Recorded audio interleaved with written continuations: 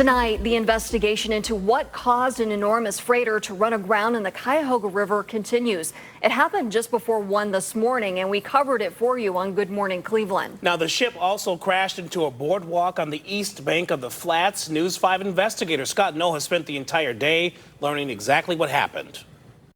The Coast Guard says that freighter just entered the river from Lake Erie. The captain told investigators it was only his second time on the Cuyahoga, and that as he attempted to back into this area of so-called Old River here, he encountered stronger currents than he was expecting, running him aground and right here into the boardwalk. Broken boards, a pushed back railing, and caution tape.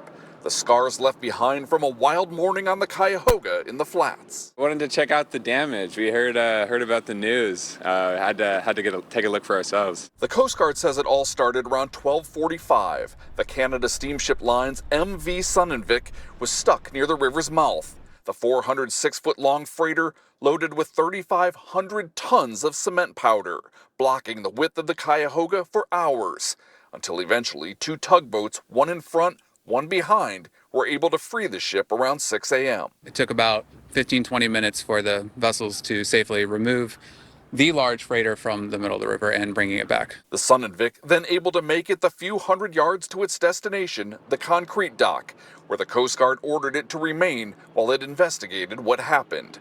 In a statement, Canada Steamship said there was no damage to or discharge of the cement powder, and no one on board or on land was injured.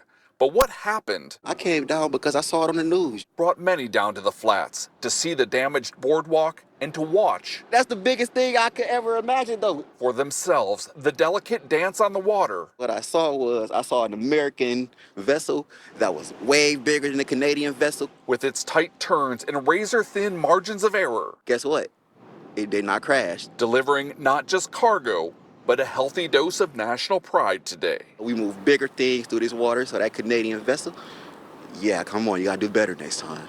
The Coast Guard says once investigators have a chance to question the captain and the crew, this freighter will be allowed to leave. We're told from here, it's headed to Bath, Ontario. In the Flats, I'm News 5 investigator Scott Knoll.